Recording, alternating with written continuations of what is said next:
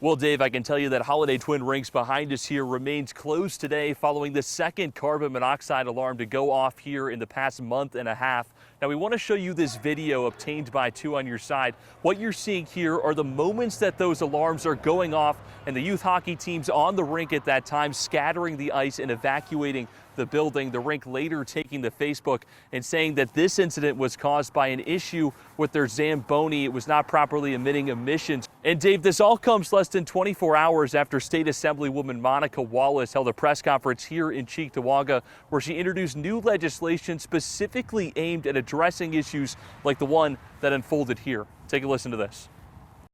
The U.S. Ice Rink Association and the Environmental Protection Agency have issued recommendations as to what would be the appropriate levels and what kind of procedures should be followed. Several states, about 6 of them, have taken those guidelines and turned them into law, and that's what this legislation is looking to do.